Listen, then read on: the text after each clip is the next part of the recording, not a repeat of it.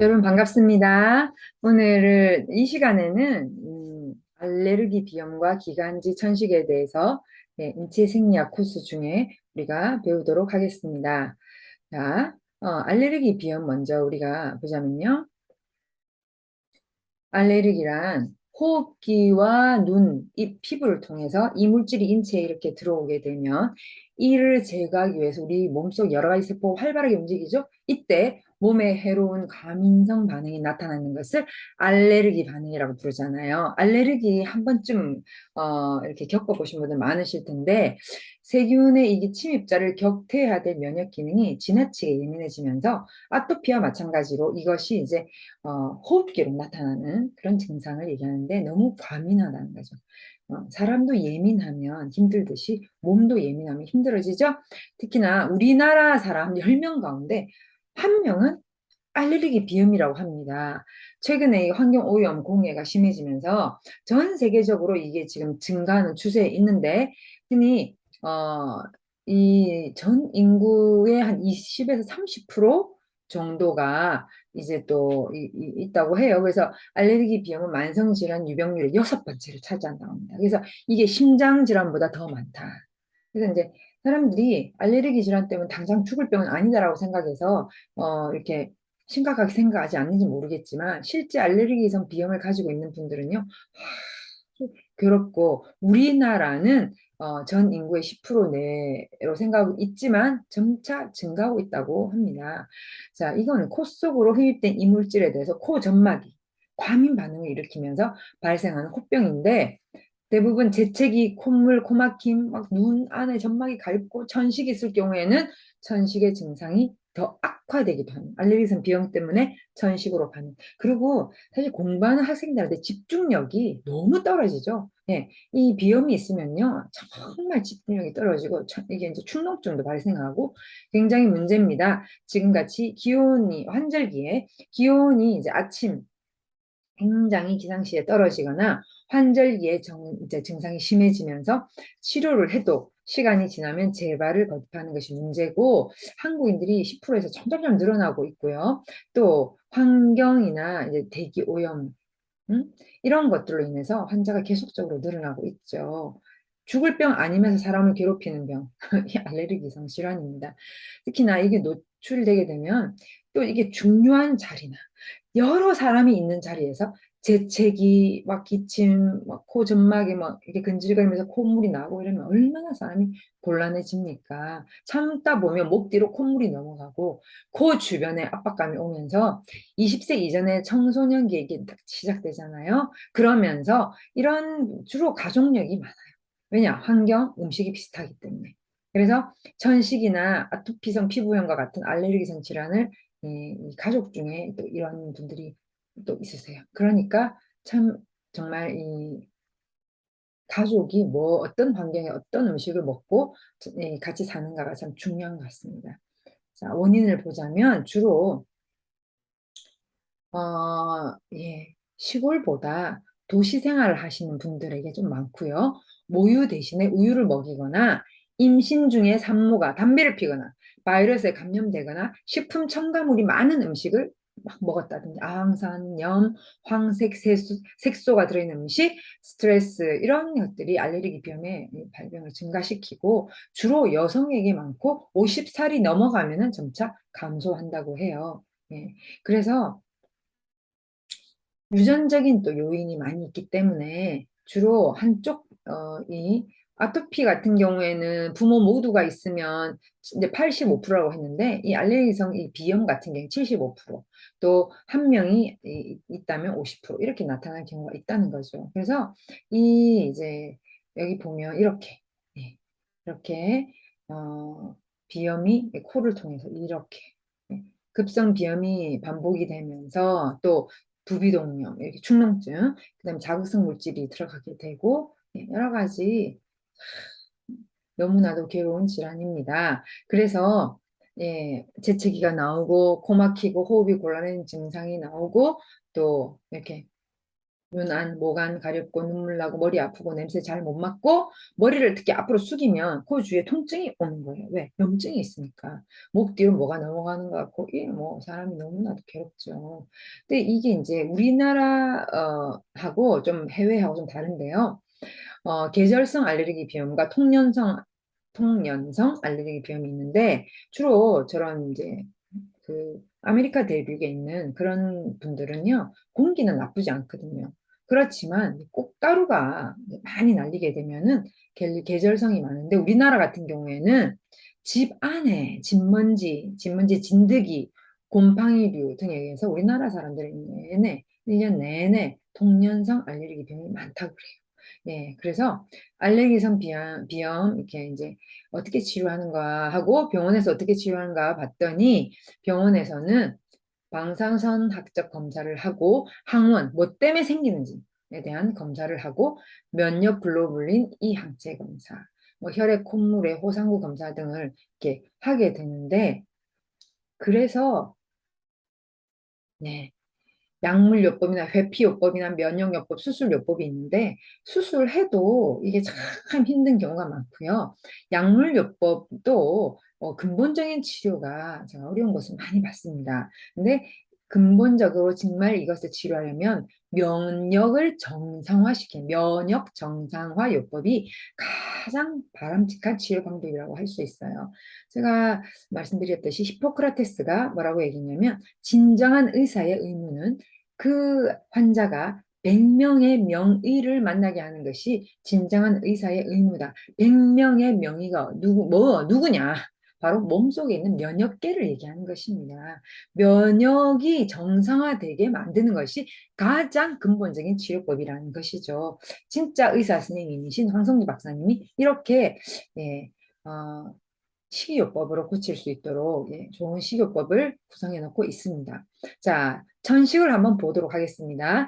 비염이 또 천식이 되는 경우도 있고요. 또 천식이 있는 분들이 또 비염이 더 심하게 나타나는 경우도 있는데, 자, 보자면 진먼지, 진드기나 자극적인 냄새나 담배 연기, 매연, 막 이런 여러 가지의 원인으로 인해서 예, 기관지를 둘러싸고 있는 평활근이 수축이 되면서 이게 원활하지가 못하고 과민 반응을 일으키면서 기관지 구멍이 딱 좁아지면서 공기 흐름이 지장을 받게 되고 거기에 진한 가래가 채워지게 되면서 호흡의 곤란을 일으키는 것을 기관지 천식이라고 부르고 굉장히 위험하죠. 예, 그래서 이런 것으로 이렇게 뚫어주는 역할을 하는 흡입하는 이런 것들을 제가 미국 가니까 이런 것도 되게 많이 갖고 있더라고요. 특히 어린 아이들 같은 경우에도 굉장히 안타까웠는데 호흡 곤란이 오고 숨소리가 쌕쌕하고 발작적으로 기침이 이렇게 일어나기도 하는데 적절하게 치료하지 않으면 예, 1년 내에 발작이 지속되는 천식으로 진행될 수 있기 때문에 완치보다는 조절해야 된다라고 하는 질병으로 알려져 있지만 저는 실제로 식이요법을 해서 완전히 좋아지는 것도 보았습니다. 환자 스스로 좀 관리해야 하고 기관지 천식이 있으신 분들은 이 기관지나 배 이런 기능들이나 특히나 여기에 경락인 대장 기능을 네, 굉장히 신경을 써야 합니다. 또 평소에 괜찮다가도 일교차나 일교차가 심하거나 또 운동을 심하게 하고 나거나 날씨가 건조해졌을 때의 증상이 악화되기도 하기 때문에 예, 조심해야 되고 이렇게 기관지가 수축이 되면요 사람이 호흡 곤란이 일어나면서 굉장히 힘들어지기 때문에 이렇게 이 기관지잖아요 20개로 다 이렇게 쪼개지죠 이런 것들이 수축 이완 이런 것들이 자율신경에 의해서 자유롭게 돼야 되는데 이 과도한 면역 반응으로 인해서 쫙 수축되고 난 다음에 이완이 안 되니까 이완제를 넣어서 이완을 억지로 시키는데 사실 제일 좋은 것은 스스로 이완하고 수축을 잘 하는 것이 좋은 거거든요. 근데 수축되고 난 다음에 이완이 안 되니까 사람이 잘못하다가는 사망에 이르게 되는 굉장히 위험한 질환이라고 볼 수 있어요. 자, 이런 치료법을 보면요. 병원에서는 주로 항히스타민제, 스테로이드제 등의 약물을 사용합니다. 근데 이런 것들은요. 증상을 조금은 완화시킬 수는 있지만 당장 완화시킬 수 있지만은 근본적인 치료는 어렵고 또 내성이 생기게 되면은 네, 이게 굉장히 어려워집니다.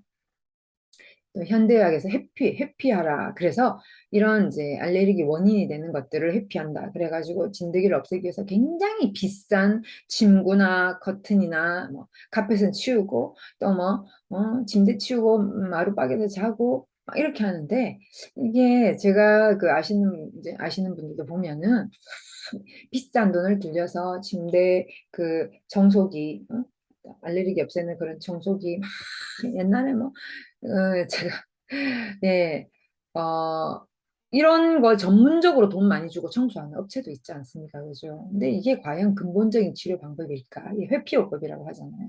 그래서 또 면역 감작 요법이라 그래가지고 그런 원인 물질들을 또 조금씩 백신처럼 주사해서 과민 반응을 없애자 하는데 이거 잘못하면은 오히려 더 또 반응이 나타날 수도 있기 때문에 면역을 정상화시켜주는 방법이 가장 좋고 또 음식물이나 곰팡이에 의한 알레르기 질환에는 효과가 없어요. 이런 것들은요. 면역 감작요법은요. 자, 그래서 면역 정상화 요법이란 스트레스를 조절해주고 균형 있는 영양 공급을 함으로 인해서 체내 면역계를 정상화시키는 가장 근본적인 치료법인데 이런 치료법이 참 좋다는 거죠. 음식으로 못 고치는 병은 약으로도 못 고친다고 했어요. 음식으로 고칠 수 있는 병, 네, 이 바로 이 알레르기성 질환이죠. 이 질환의 치료 핵심은요, 단순히 증상을 일시적으로 완화시키는 그런 약물이나 해피요법이나 면역 감작을 사용하는 것이 아니라 알레르기의 기본 원인이 과민하고 예민하게 작용하는 면역계를 정상적으로 회복시키는 것에 포커스를 맞추고 있습니다. 그래서 요즘에 이제 환경 오염이나 식생활의 변화로 아이들이 알레르기가 너무 많아. 비염, 천식, 아토피 너무 많아. 그래서 그런 아이들을요. 이 원인을 그 원인을 제거해주고 면역을 완전 정상화시켜주면 이게 이제 치료가 되면서 어른 시절이 되면 절대 그런 것이 상관이 없는데 그게 병원만 계속 다니면서 예, 약물 치료만 하게 되면은 계속 체질이 바뀌지가 않는 거죠. 우리가 흔히 체질 개선, 체질 무슨 뜻일까요? 예, 몸속에 있는 세포를 바꾼다는 얘기예요. 어떻게 건강한 세포로 예, 면역이 정상화되고 깨끗한 세포로 바꿔주는 그래서 몸 전체를 한번 쫙 바꿔주는 그런 것이 필요한데 가능한가? 네, 가능합니다. 네, 그래서 현재 면역 상태가 어떠냐에 따라서 면역 상태를 정상적으로 회복해주는 그런 식이요법을 통해서 근본적인 치료가 일어나죠. 알레르기엔을 발생시키는 식품들은 거의 단백질 식품이고 단백질에 당이 붙어 있거나 단백질에 과도한 지방이 붙어 있을 경우 문제가 되는데 이런 그 원인이 되는 음식만 계속 이렇게 제거하고 특정 음식만 또 편식하게 되면 저체중이나 특히 자녀들 같은 경우에 성장에 지연에 문제가 생기기 때문에 골고루 먹으면서 골고루 균형 있게 먹으면서 특히 식물성 단백질을 주로 위주로 해서 골고루 균형 있게 먹게 되면 면역이 있는 아주 면역이 있다는 말은 면역이 정상화된 몸을 만드는 기본입니다. 균형 영양식. 특히나 이 변비가 있으면 안 돼요. 아토피 있는 아이들이 주로 보면 변비가 있는 아이들이 좀 있어요. 장이 안 좋아요.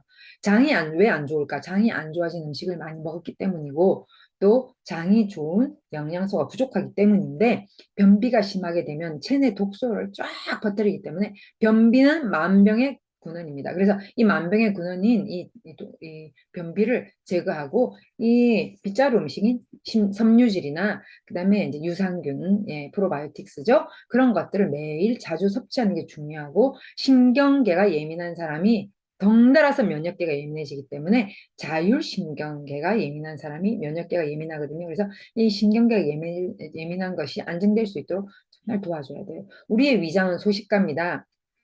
간식, 특히 야밤에 간식, 야식, 과식, 폭식, 위장을 혹사시키죠. 독소, 활성산소를 유발시켜서 면역계를 교란시키기 때문에 대식가들은 주로 양치질을 많이 하란 말이죠. 또 싱싱하고 영양이 풍부한 제철 야채, 계절 야채는 제철 과일 야채가 좋고요. 버섯류가 굉장히 좋습니다.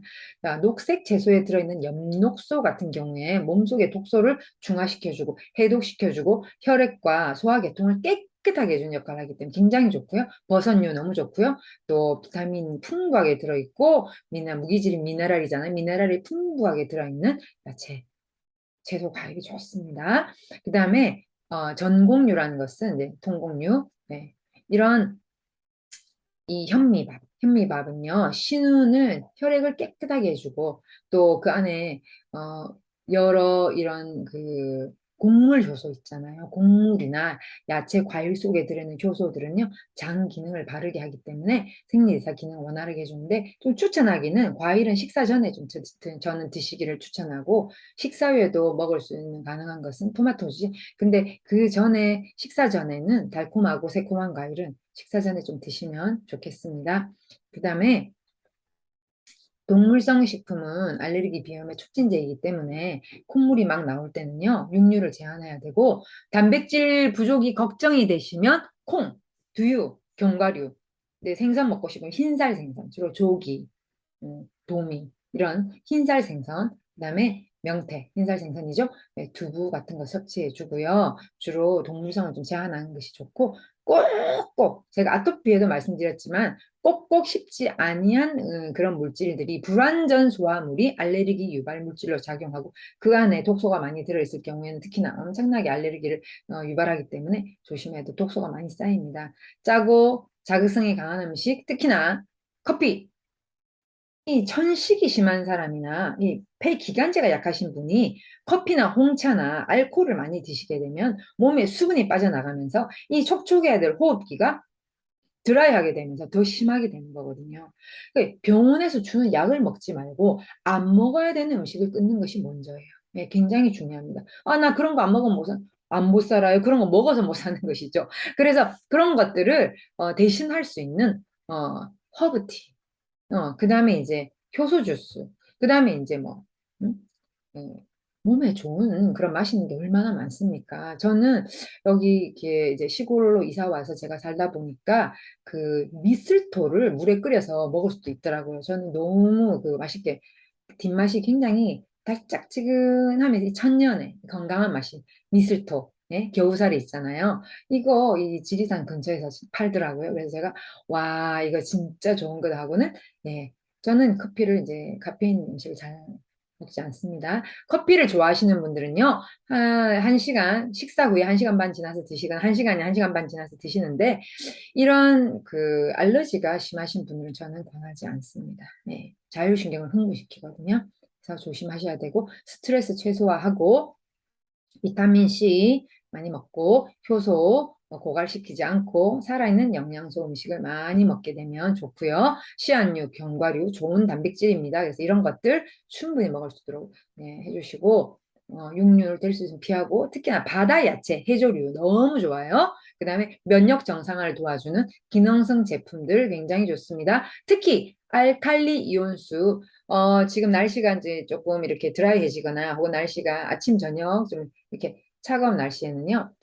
여름에도 마찬가지예요. 알칼리 이온수를요. 밑에는 좀 뜨끈한 물, 위에는 차가운 물을 섞으시면 이게 순환이 잘 됩니다. 그래서 이거를 아침 공복에 예, 큰 잔은 두 잔, 작은 잔은 석 잔 꼭 마시길 권하고요. 하루 종일 공복에 8잔 이상을 마시는 것이 굉장히 예, 이 기관지에 도움이 됩니다. 염증을 악화시키는 알레르기를 유발하는 것들은 피해 주시면 좋아요. 우유 같은 소주 피하고 가급적 아기들은 목유를 선택하고 인스턴트 식품 왜 이 알레르기 원인 물질이 너무 많습니다. 동물성 단백질, 백미, 백설탕, 응? 500 아시죠? 그리고 조미료 이런 것들 피하고 성인은 술, 담배, 어린이는 계란, 가공식품을 피하는 것이 좋고 뭐든지 천연 제품을 먹는 것이 좋아요. 식사요법으로 반드시 병행돼야 될 것. 아까 제가 아무리 강조해도 지나치지 않는 아침에 마시는 따끈한 알칼리 이온수 3잔, 저는 3잔 마시는데 너무 기관지에 좋습니다. 면역 증강법으로는 예, 자, 면역계 정상화 조절을 하는 것이 굉장히 좋고 인터페론을 자꾸 투여하려고 하는데 이거는 일부분만 올려주는 것이지 부작용이 있어요. 그래서 전체적인 면역의 정상화가 굉장히 필요합니다. 네, 잠을 잘 때는 카페인이나 커튼보다는 온돌에서 규칙적으로 자는 게 좋고요. 아이들은 정서적인 안정을 위해서 기분을 좋게 만들어주고 칭찬하는 것이 좋고, 또 창문 열어 자주 환기를 하고, 집안 먼지는 진공 청소기 자주 하고, 침구류 최소 1, 2주에 한 번 60도 이상의 온수로 세척을 해주고, 오래된 거 버리고, 진드기 통과 못한 특수 컵으로 씌워주고, 집안의 온도, 습도를 50% 이하, 온도는 20도로 유지하는 것이 좋습니다. 또 건강한 습관으로 보자면 디톡스에 해당하는 D의 이 식이요법으로는요, 생식, 유산균 필수고, 효소한, 소화되지 않는 음식이 알레르기를 유발하기 때문에 꼭 필수로 하고, 이게 쓰지 않았지만 또 스트레스가 많은 분들은 휴젠푸드도 좋습니다. 그 다음에 뉴트리션, 세포 필수 영양으로는 칼슘이나 비타민 C, 이제 효모 이렇게 드시면서 손상된 세포를 재생하고 이 신경계를 안정시켜주는 미네랄과 비타민 B군, 멀티비타민 이런 것도 같이 드시면 좋고요. 또 특히나 이 액티베이션 부분에서 연약한 부분을 강화시키는 부분에 있어서 동충하초가 굉장히 좋습니다. 이게 코디세핀이라고 하는 항암 물질이 들어있는데, 이것은요 이 지금 그 림프암의 그 어떤 굉장히 그러니까 림프나 혈액을 깨끗하게 하면서도 동충하초는 몸에 이렇게 기관지에 이렇게 들어있는 독소를 배출하는데 굉장히 아주 특화되어 있어요. 그래서 굉장히 이 코디세핀, 특히 우리 이론플레스에서 사용하는 동충하초는 밀리타리스 동충하초라 그래서 동충하초 300가지 중에서 그 코디세핀이라고 하는 항암 성분이 들어있는 밀리타리스 동충하초를 사용하고, 거기에 여러 가지 이제 이 호흡기에 좋은 것들이 많이 들어있고, 바카 올리브유,